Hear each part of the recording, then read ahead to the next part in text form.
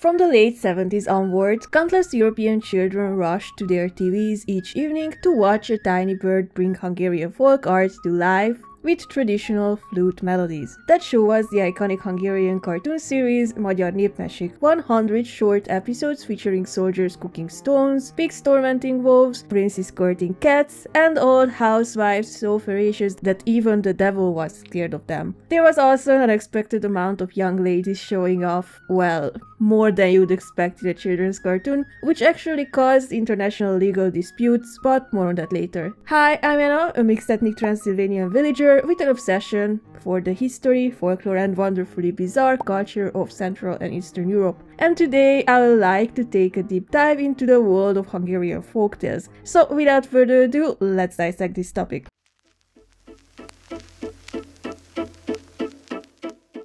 In the late 70s, Hungarian animator Mikulás Ferenc pitched the idea of a TV series that could bring local folktales to the screen. It was a brilliant concept for its time, since public interest in ethnography and folk culture was rising. Much of Hungary's pre-conquest Eastern heritage had been erased during Christianization, and fragments that survived lived on mostly in folktales and folk art. These stories were ideal for animation, belonging to a tradition called logical fantasy, where imagination operates within coherent rules. Heroes don't passively receive their fate, they chase transformation through hustle, grind, as their choices, courage, and cleverness actively shapes the outcome. The project finally reached the screen through the artistry of designer and director Jankovics Marcel and the production power of Pannonia Film Studio, Hungary's largest and one of the world's most renowned animation and dubbing studios. The early seasons were narrated by various folk storytellers, including Bánffy György and Molnár Piroska. From the third season onward, the role was taken over entirely by actor Szabó Gyula, whose energetic character voices and unforgettable dialect made his narration remarkable.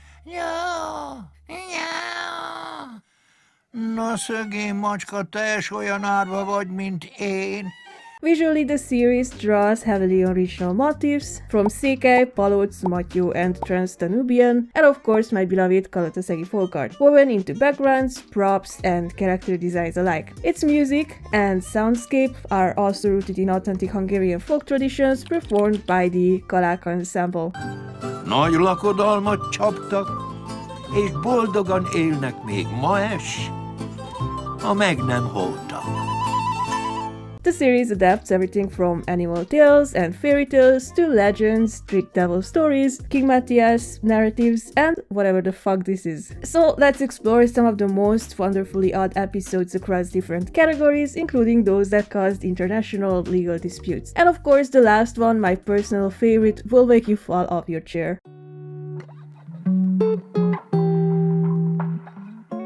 One of the most memorable episodes of Hungarian folktales is the 1995 classic A kőleves or Stone Soup, written by Jankovics Marcel and narrated by Szabó Gyula. It's based on a falucsúfoló or village mocking tale meant to poke fun at the quirks, stubbornness, and occasional obliviousness of rural communities. The story opens with an exhausted soldier wandering home from battle. Which battle, you might ask? Well, if the uniform didn't give it away, the music playing in the background is Kossuth Lajos Katonája, a song about the 1848-49 revolution. Hol volt, hol nem volt, volt egyszer egy szegény, háborúból hazatérő katona.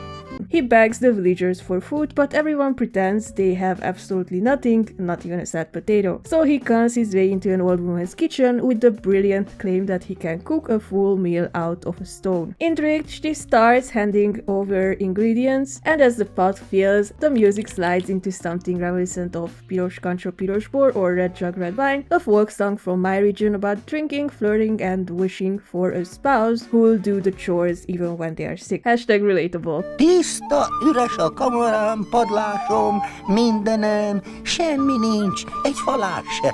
Hát, azt mondja, én nem vagyok annyira szegény. Naturally, the old woman becomes convinced the stone is responsible for the soup's amazing flavor, not the mountain of ingredients that she tossed in, and she happily buys it from him. Off wanders our soldier to scam the next unsuspecting granny. The tale pokes fun at human hypocrisy. People often only help when they think there's something rare or valuable involved as a reward, and the animation is gloriously exaggerated with huge expressions, dramatic gestures, and delightfully goofy acting. Szabó Gyula voices voices both characters in his iconic rural dialect, and his performance as the old hag is especially priceless.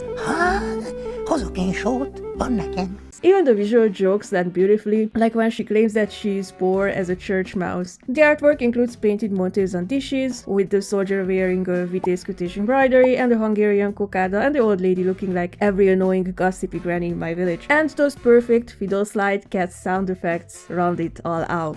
Akkor aztán igazán jó lenne, azt mondja az öregasszony. Az öregasszony nem győzött eleget csodálkozni. Hogy lehet egy kőben ilyen jó levest főzni? The episode's popularity exploded in the early 2000s thanks to Hungarian internet culture, when a dub parody started circulating on various video sharing sites. The narrator speaks with a raspy voice and an absurdly exaggerated rural dialect, all laid over the beautiful folk music of my people, Kalotaszegi legényes. Hát Ródó nem volt, történt egyszer réges-régen, kb. 3 nappal ezelőtt, egy Katona József nevű ember, akinek a lába tiszta kékes-zöldre volt festve temperával, kigondolta, hogy lemenjél a strandra magával. This time the main character is somehow Hungarian poet and playwright Katona József, who desperately wants to go to the pool. He invites an old lady, Babi neni, to join him, but she only agrees after they cook some bauxite stew together. Don't ask why. The narration spirals into tossing out random one-liners like a 3-year-old who just discovered his own ability of endless yapping, and its brilliance lies in the clever wordplay and masterful use of the quirky expressions that make the Hungarian language simultaneously strange and wonderfully unique. Abba főzöm meg,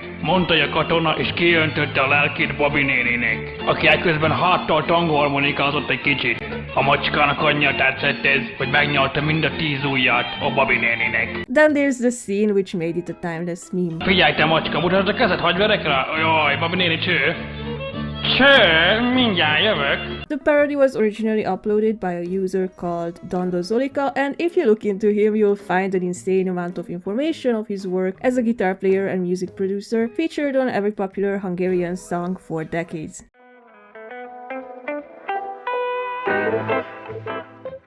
The 1977 episode The Piglet and the Wolf is a classic animal tale narrated by Hortko Károly, and it doesn't yet have the iconic rural dialects or the widely ornate folk art style the series became known later on, but the music and the sound effects already slapped. The plot is delightfully simple. A piglet is vibing at home in the middle of winter when a wolf tries to break in, but this piggy did not come to play. The wolf first begs to warm one foot, then another, and another. Meanwhile, the piglet is silently prepping a giant pot of boiling water. Eventually, the piglet traps the wolf in a sack and dumps the boiling water on him. The wolf bursts out completely bald and sprints off to buy podcast equipment, or, to ask the other wolves for help while awkwardly hiding his bare ass. And because none of the wolves can climb trees, they form a wobbly wolf tower. Of course, Baldy is stuck at the bottom, and just as they are about to reach the piglet yells, Forró vizet a kopaszra! The bald wolf panics, balls, and the entire tower collapses, so from that day on, none of them ever dared to mess with the little piglet. The episode carries the classic moral of a children's tale, brains over brawn, wit over folly, and throws in a few bonus lessons about respecting boundaries as well. The stripped-down art style and sharp visual gags make every beat land, and while the narration is minimal, the sound effects practically carry the entire story. I mean, even the instruments in the score sound like a piggy.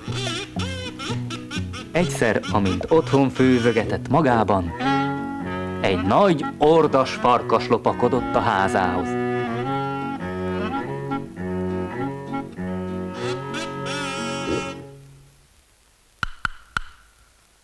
Plus, my family still throws around the phrase forró vizet a kopaszra at completely random moments. Forró vizet a kopaszra!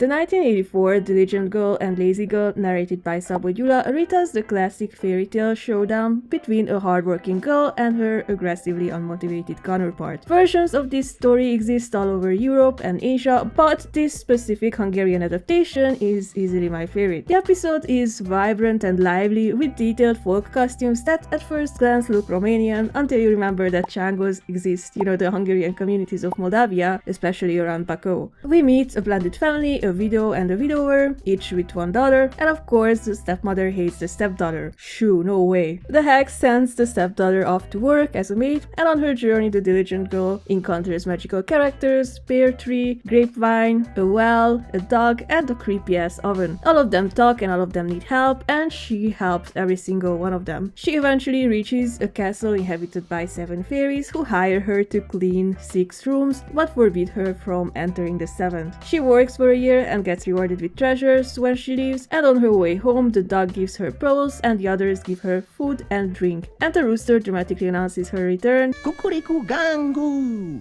Jön az én nénikém, ezüsttel, arannyal telifuttatva. Naturally, the jealous stepmother forces her own bio daughter to repeat the journey, and the lazy girl refuses to help anyone on the road, complaining about her itty-bitty hands and teeny tiny feet. And I love Szabó Gyula's delivery of those lines. Én a csecsebecse lábacskánymat, vacsa-vacsa kezecskémet nem csipkézem meg, akármi is lesz. At her workplace, she peeks into the forbidden room and gets attacked by frogs and snakes, so she quits without pay, tries to mooch up the magical characters on her way home, but obviously gets rejected by all of them. She even attempts to steal pastries despite already having plenty of cakes. I mean, damn, that's a whole ass bakery. When she finally returns, the rooster crows, Kukuriku gángu! Jön az én nénikém, vérrel futtatva. Realizing their uselessness, the father kicks out the wifey and the lazy-ass daughter, and the moral of the story is that kindness and effort bring reward, while entitlement brings disaster. The episode's color palette, with the gold and olive green against the red embroidery on the Chango-style outfits, is absolutely gorgeous, and I adore the tiny little white butterfly shadowing the diligent girl. Plus, the rooster, a classic Hungarian symbol of protection, vigilance, and good fortune, ties the whole folktale atmosphere together. So it's time to move your itty-bitty hands and teeny tiny feet to subscribe to my channel.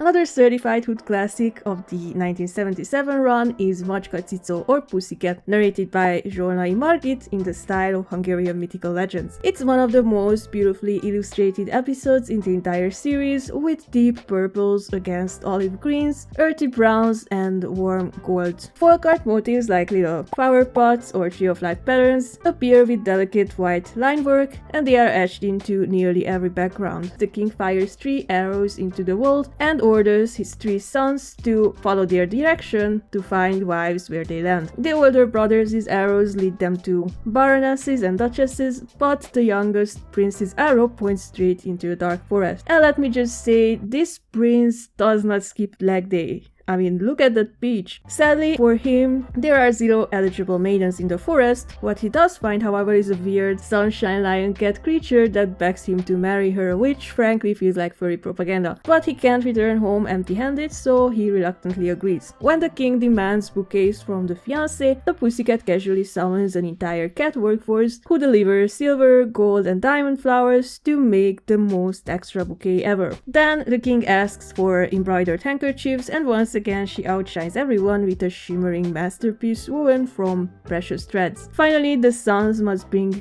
their brides home, and the youngest prince panics at the idea of showing off with an actual cat. But the Pussycat tells him to sleep, and during the night her curse breaks, revealing her true form, which is a radiant princess. So she explains that she had been enchanted until someone agreed to marry her, and of course they get married and live happily ever after. A similar vibe appears in the 2009 episode The Cursed Castle, written and directed by Nagy Lajos and narrated by Szabó Gyula, where a lazy young girl stumbles into a magical cat situation of her own. After impulsively lying to a king about buying his castle with exactly 0 money, she ends up living there alone. And every night a mysterious fat black cat that actually looks like a cat waddles in and casually drops diamonds out of its mouth. Where are my diamonds, you lazy fuck? Curious, the girl follows the cat through hidden corridors to an underground realm where it transforms into a handsome prince. When she confronts him, the curse breaks, he hands her enough gemstones to actually pay for the castle, and naturally they get married and live happily ever after. In Hungarian and broader European folklore, animal transformations are actually pretty common, especially involving enchanted princes and princesses, and cats appear frequently in these tales because they are familiar yet mysterious, symbolizing magic, independence, and the supernatural.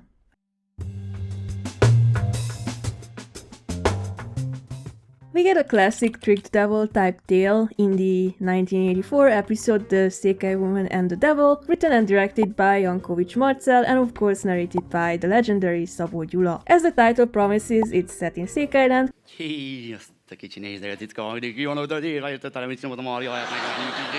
Complete with traditional Szekely outfits and the iconic Szekely mustache and those unmistakable Korondi painted jugs, and it begins with what seems like a simple story about the average Szekely couple. The wife is so contrary that she always does the exact opposite of whatever she is told, which honestly describes every Transylvanian woman I know, and her husband, realizing reverse psychology is the only weapon, tricks her into falling into a pit. Stuck there, she wishes the devil himself would come save her, and naturally he appears. But once he helps her out, she refuses to get off his back. The exhausted devil sprints around the countryside trying to shake her off, and desperately he begs the passing hussar for help, promising to make him king. The hussar cleverly tricks the woman off the devil's back, with reverse psychology again, and the devil upholds his promise by possessing the king's daughter so the hussar can heroically exorcise her. Their deal comes with a warning though. Years later, the devil will possess another princess and the hussar must not interfere. And this whole sequence is gold. It's not just the soldier's iconic Vitézkötés uniform, but also the sage statue on the bridge reacting to the dialogue. It's very funny. The hussar performs the exorcism by ordering the devil to jump out because he wants to get in, Bújj ki, ördög, mert én akarok belé bújni! which is an interesting choice of words. And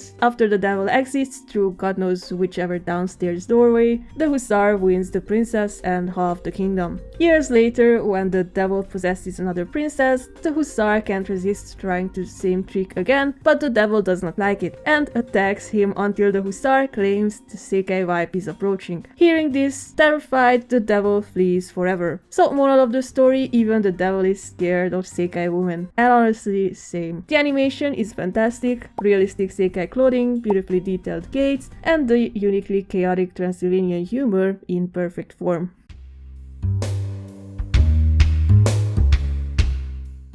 This 1979 episode is easily one of the strangest comedic tales ever animated. The Birthmarks of the Princess, written and directed by Horváth Mária and narrated by Molnár Piroska in a heavy southern dialect, you know, the Danube-Tisza region and Banat swag, is pure unhinged brilliance.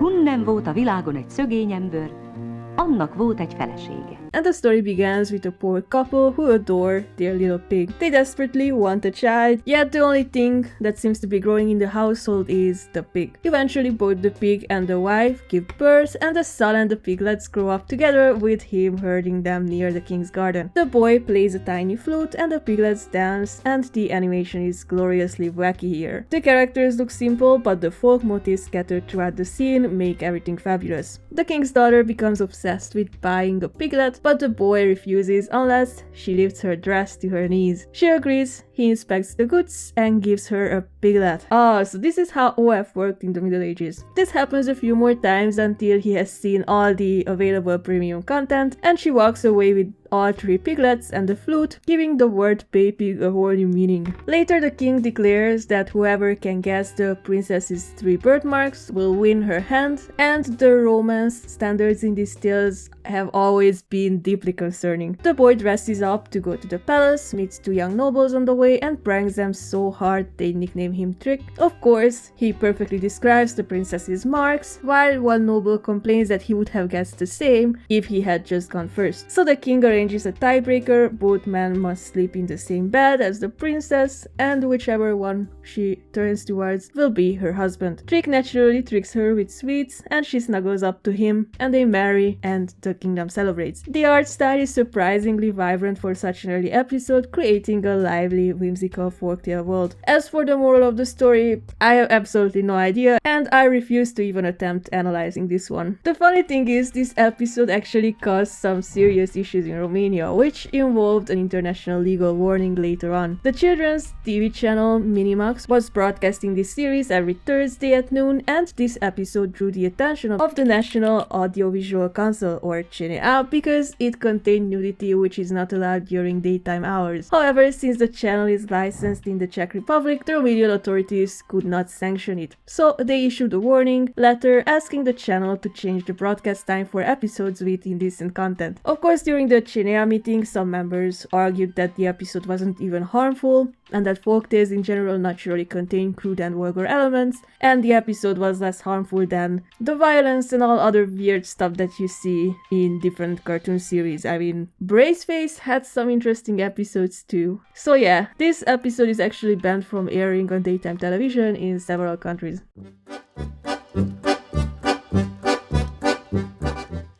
Another delightfully bizarre early episode is the 1977 Little Gomboc, written and directed by Jankovics Marcel and Lisiák Elek, and narrated by Patkos Irma. A poor man had a fat little pig, which they slaughtered and hung in the attic to cure. By spring, everything had been eaten except the gomboc, which is a Transylvanian pig slaughter delicacy made by stuffing a cleaned pig stomach with meat scraps, cooked rice, and spices, sewing it shut, boiling it, and sometimes smoking it. And it's usually served in soup or with stir-fried cabbage. Brother, Now, I know that this looks and sounds disgusting, but the smoked one with toast and homemade horseradish is actually not bad. One day the man went to work in the vineyard, leaving his wife and 3 daughters to fetch dinner, and the eldest daughter went for the gomboc, and in a bizarre twist, the gomboc shouted back that it would eat her first, swallowing her whole. The same fate befell the second and third daughters, then the mother, and finally the hungry father went up and was devoured too. Now, enormous from consuming the entire family, the gomboc's string snapped and it rolled out of the house, swallowing villagers, a herd of pigs, and even the young swineherd munching bacon with an open pocket knife. The knife cut it open from the inside, freeing everyone, and the tale ends with a cheeky note: if the gomboc hadn't burst, the story would have been even longer. The illustrations are cozy, capturing traditional village charm, and I love the time lapses of food disappearing over winter and the spring trees with white blossoms and painted bark, and the little Gémesút, which is a traditional water lifting well, mainly popular in Hungarian areas. The story probably hints at greed and consumerism and the 19th century socioeconomic struggles of the rural population, or, you know, it's probably just a white hilarious children's story about a voracious, unstoppable pig belly.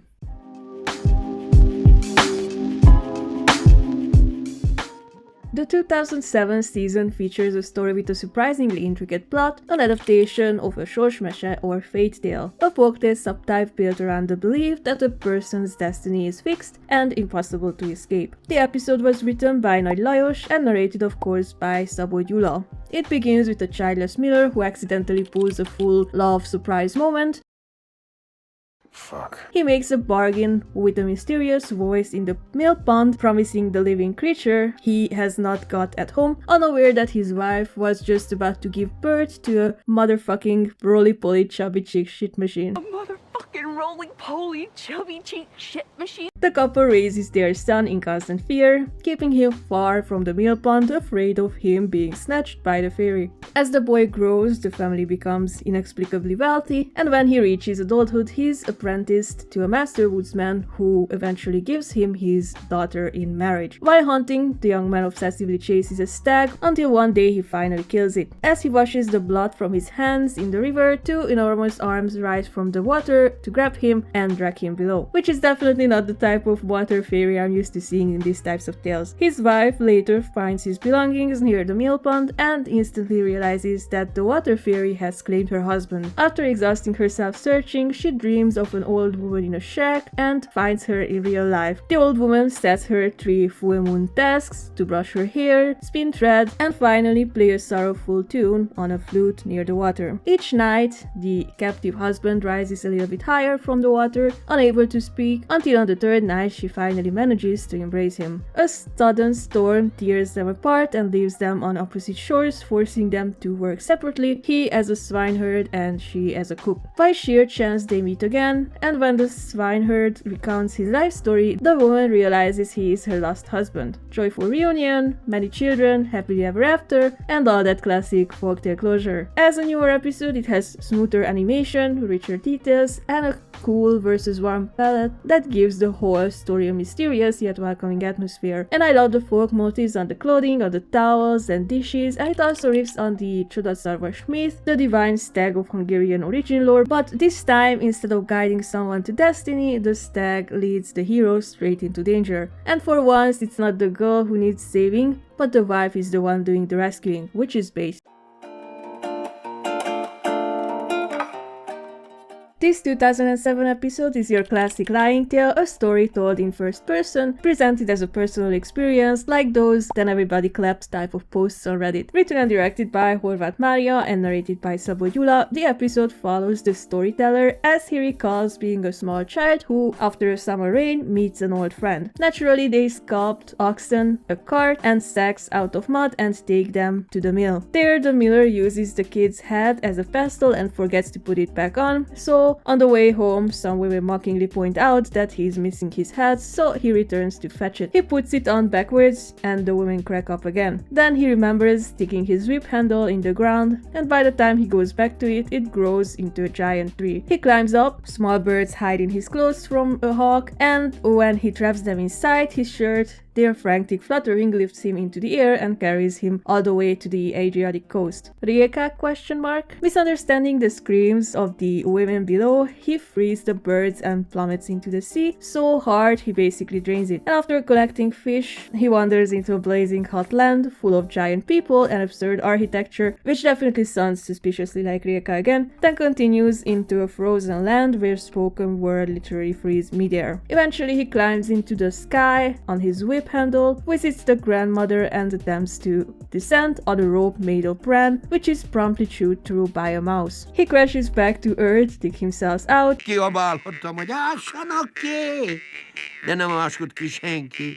Úgy kellett hazaszaladnom egy ásóért, és kiástam maga. And casually concludes that this is what his childhood was like, at least as far as he remembers. This episode's art style is noticeably different from the rest of the series, looser sketches, unique color palettes, and a gorgeous dreamlike atmosphere. And it's the kind of surreal story you tell after one too many shots of homemade Silva Pálinka.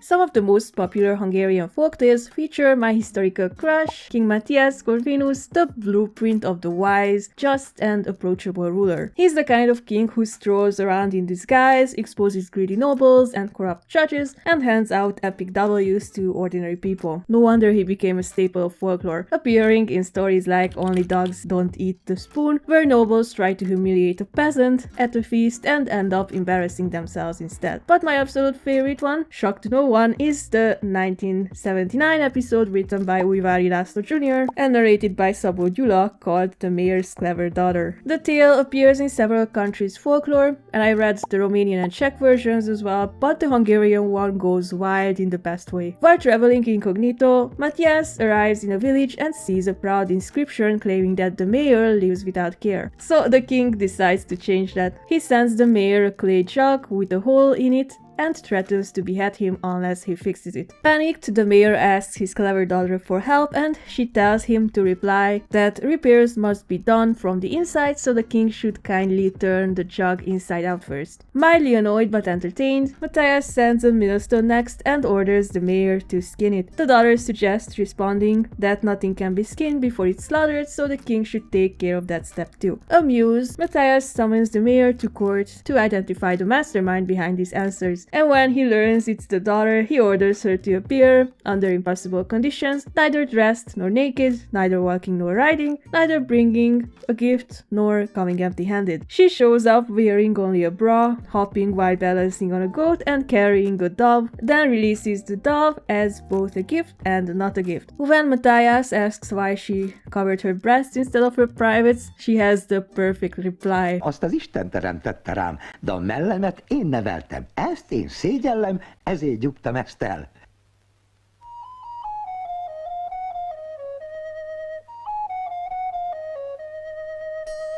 She has such a unique kind of riz, damn. Naturally, the king rewards her and marries the prince, and everyone lives happily ever after. And by the way, I love the details in the illustrations, including the Corvinus raven with the golden ring, and the fact that there's definitely something going on between the queen and the scribe. I also like that the mayor's house resembles traditional Eastern Transylvania rural buildings, and that the illustrations evoke Trans-Danubian shepherd carvings with a unique pink shade as the dominant color, which, by the way, looks awesome. So let's wrap this all up.